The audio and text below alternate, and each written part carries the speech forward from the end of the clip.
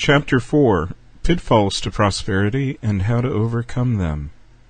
It may be that you have become trapped in one of the pitfalls to prosperity.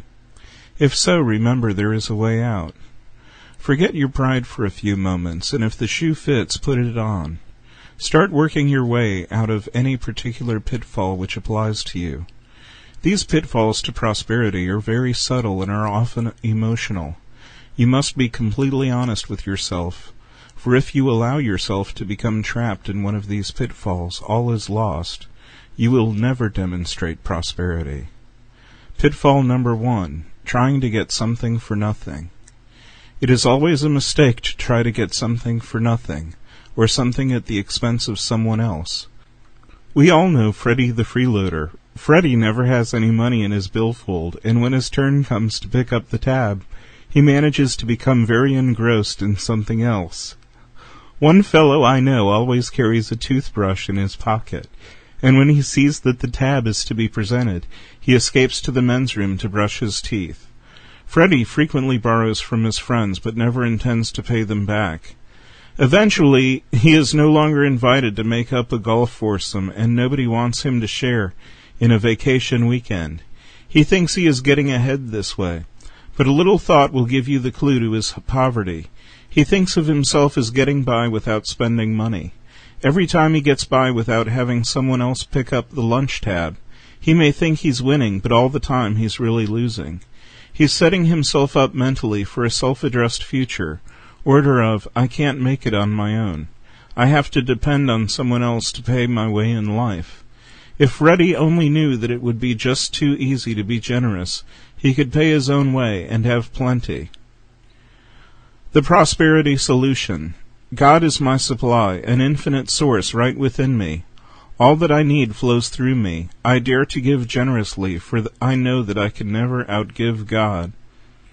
Pitfall number 2. Feeling unworthy to receive one's good. It is surprising how many people feel unworthy to receive their good. A young man wrote me the other day that he felt guilty to eat 3 meals a day when there were so many people starving in the world. At first, this sounds like a loving approach, a high consideration for the welfare of others. But is it?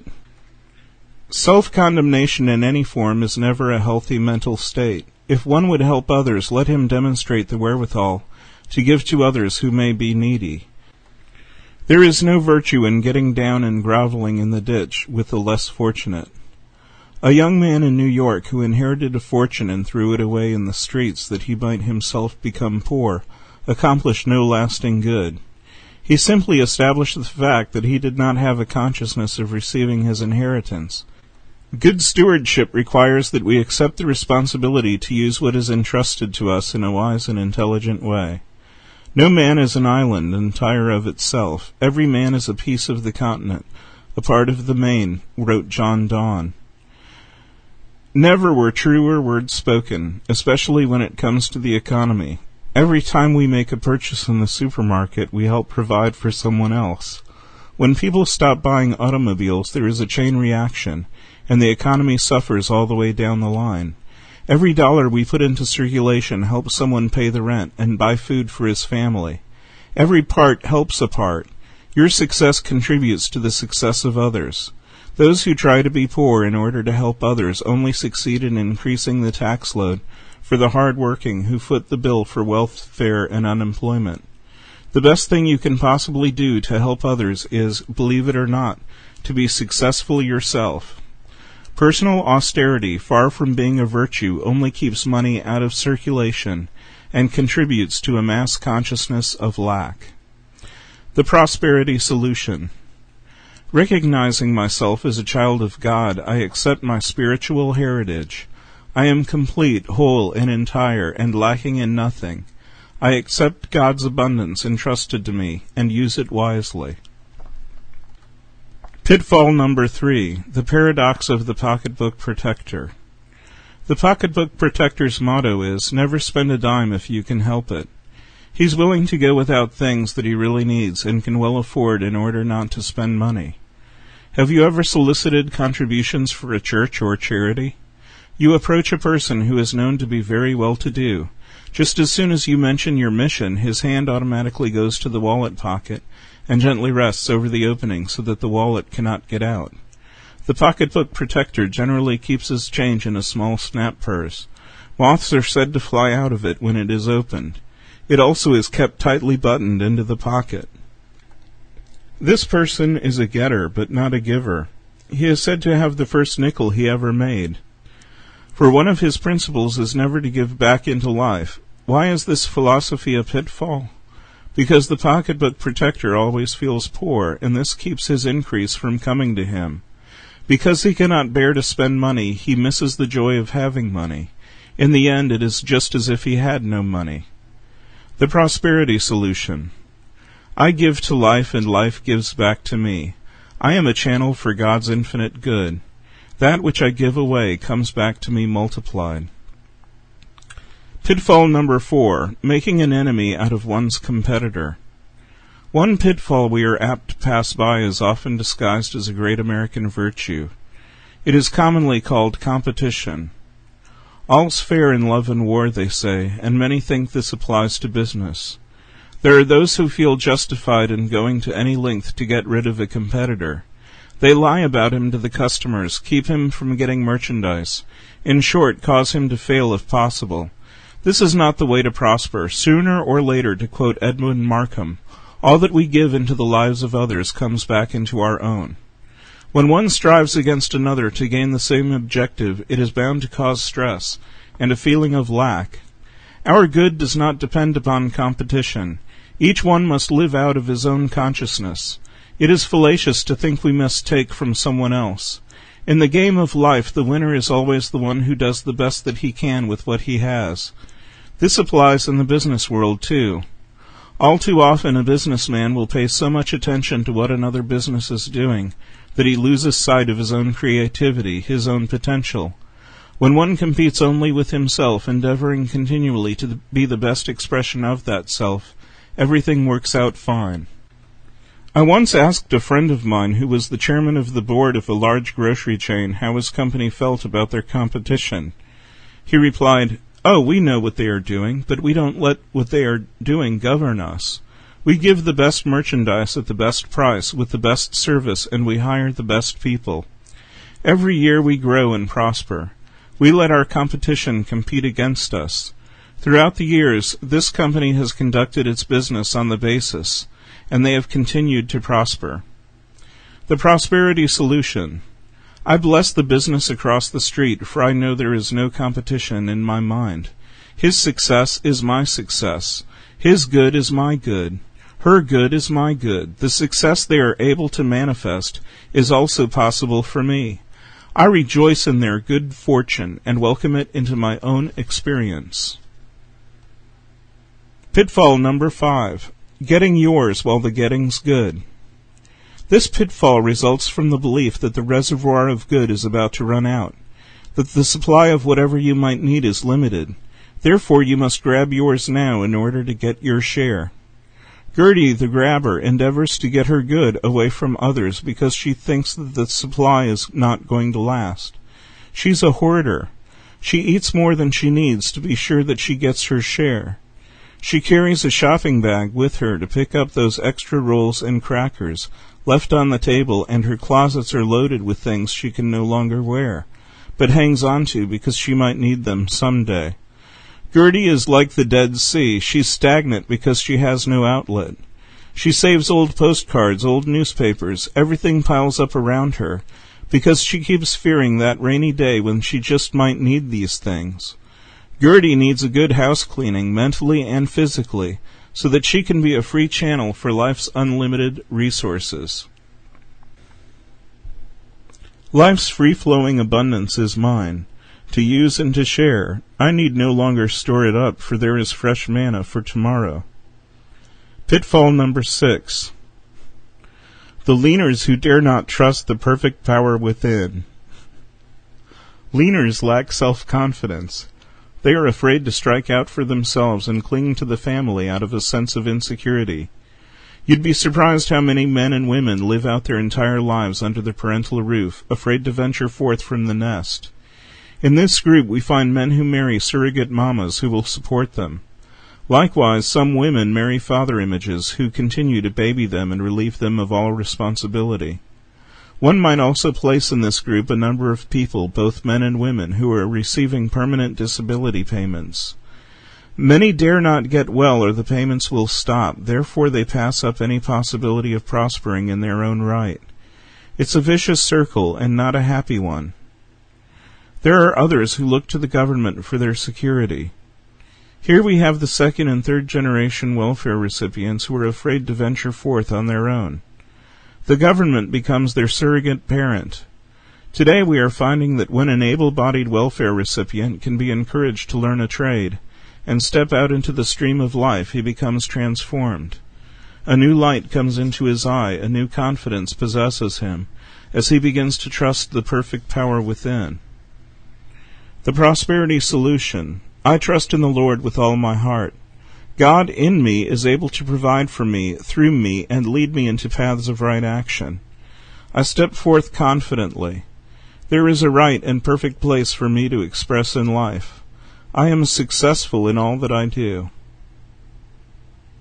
Pitfall number 7. Hating to pay the bills and the taxes. Here's a pitfall that we have all been guilty of, hating to pay the bills, hating to pay those taxes, putting off writing the checks as long as possible because we hate to see our bank account diminished. This is a subtle snare one should be aware of and try to correct. It stems from a mistaken belief that our source will become diminished, that there is no more where our present supply came from, and sad as it seems, shows a lack of love for others. When we hate to pay for goods and services, we are not wanting to share with others what is justly theirs. Their spiritual growth here comes in being glad to see the butcher and the baker and the candlestick maker make a good living. We have a little game that we play at our house. When we write our checks, instead of writing zeros or 100s after the dollars, we write 00/XXX, and we know that we write those 3 little X's that they mean God is abundance. My wife and I have done this for many years. It is to us a constant reminder to trust the one source that is never diminished and provides a blessing for every check that is written. The prosperity solution. I gladly pay this bill with a special blessing for the receiver. I am happy to see others prosper, to be a part of another's prosperity. Answer. I gladly pay my taxes. Instead of thinking of government expenditures with which I disagree, I give my attention to all the good public works with which I can agree. I bless each check as it goes its own way, knowing that which I am able to give freely will come back to me in the same way. Pitfall number 8. Fear of losing what we have will keep us from being prosperous. Every now and then we hear of people who are so fearful of losing their wealth that they neither trust banks nor their own hiding places. Anything that involves fear will keep us from prospering. Even a little fear of banks and the economy will cause us to tighten up and actually be afraid to succeed. People who are afraid of banks and hide their wealth are apt to draw to themselves the very disaster they fear. Did you ever hear the story of the woman who said that the last place a person would look for money was in the old wood stove that no one used anymore? She herself burned up her life savings when she forgot momentarily that she put it there, and decided to have a little fire on a chilly night. In the first place, the money becomes dead in that it is not working by drawing interest or dividends or giving employment to others. It is like the parable of the talents, where the man who was given 1 talent and hid it had it taken away by the Lord with the admonition that he who has will be given more, and he who has not will have all it taken away. Life will give to you according to how you give to life. The prosperity solution. My supply does not belong to me personally. I only use it while I'm here. Nothing can be taken away from me that rightfully belongs to me by right of consciousness. My supply is from God. It flows freely from a never-ending source. I need not fear for the morrow when I know that my good can never be cut off. Pitfall number 9, thinking that there is some virtue in poverty and that therefore those who have money are to be despised and condemned. There are those who think it a Christian virtue to be poor. This attitude arises from several statements made by Jesus. In the book of Matthew we find him saying to his disciples, "Verily I say unto you, that a rich man shall hardly enter into the kingdom of heaven." He had just been asked by a young man, "Good master, what good thing shall I do that I may have eternal life?" When questioned by Jesus, the young man admitted that he had kept all of the commandments, but still felt he lacked something. Jesus told him, "If thou wilt be perfect, go and sell what thou hast, and give to the poor, and thou shalt have treasure in heaven, and come and follow me." But the young man went away sorrowful, for he had great possessions. Obviously, Jesus sensed that this young man was putting his material possessions ahead of his spiritual life, that he was making a god of his riches. As Dr. Ernest Holmes used to say so very often, "If anything comes between you and your divine fulfillment, it is a false god. Get rid of it." The Bible does not say money is the root of all evil. It says the love of money is the root of all evil. The Bible also says, "They shall prosper that love thee." People who have this attitude may secretly envy those who are prosperous, and at the same time console themselves by feeling self-righteous. They often feel virtuous in resenting others who have more of this world's good than they. Resenting or coveting what another has impoverishes the self and builds a continual consciousness of lack. Every good gift comes from above. Prosperity represents the grace of God in our lives. We should be glad when another prospers, knowing that whatever is possible for another is also possible for us. The perfect power within does not play favorites. Whatever we can accept for ourselves and confidently expect is going to become our experience. Money is love in action. Love and money go hand in hand. I rejoice in your good. I am glad you have plenty. May God bless all that you have and all that you share, and cause you to prosper abundantly. Pitfall number 10. Accepting poverty as one's destiny. And finally, a pitfall that should not be overlooked is the belief that it is one's destiny to be poor, and that there is nothing that can be done about it. The fatalistic attitude of blaming poverty on circumstances, race, creed, background, lack of education, etc. Fortunately, creativity is not limited by past circumstances. A study of the biographies of successful men and women points up the fact that more often than not, these people emerged from humble beginnings. Many of our great financiers were immigrants who could not even speak the English language when they arrived on our shores. Today we make it compulsory for our young people to attend high school, and yet I know hundreds of people who reached great heights without even a high school education. They are proud of the fact that they are completely self-educated. What do these people who succeeded and prospered after overcoming great odds have in common? All had the desire to succeed, coupled with determination, perseverance, a willingness to keep on in spite of repeated failure, and were not afraid of hard work. The prosperity solution: I choose to look at my assets instead of my liabilities. Nothing can interfere with the perfect right action of God Almighty within me. I refuse to be governed by the past. Circumstances have no power over me. I am opening the way for right action to express in and through my life now. Did any of these pitfalls sound familiar to you? If you feel that you relate even a little bit to any of them, I advise you to overcome them. The dictionary defines the word pitfall as a trap made by digging a hole in the ground and concealing its opening. Any danger or difficulty that is not easily anticipated or avoided. We certainly don't want you stumbling into any of these concealed holes as you build your prosperity consciousness. Take time to fill them with good, constructive thoughts, and you will not be trapped by them in the future. Remember, your word for good renders successful everything that you undertake. Expect success, and you will find success. Your feeling of inner wealth will neutralize any suggestion of lack on the outside. The infinite abundance is your abundance. It flows through mind into manifestation. Know that God gives you the necessary ideas and clothes them with all that is needed to bring them into form. Cease struggling with the outside conditions and turn now to the infinite source within. The floodgates are now opened, and good is poured forth into your experience. Think prosperity, speak prosperity, dare to give freely and receive freely. You cannot outgive God. Declare with assurance, I am prosperity. I think prosperity. I speak prosperity. My every act produces prosperity. I dare to freely give, knowing that I cannot outgive God. As I think prosperity, I demonstrate prosperity. I am no longer afraid to accept my good. I know that nothing can be taken away from me that is mine by right of consciousness. That which I can conceive of, believe in, and confidently expect is going to become my experience, and so it is.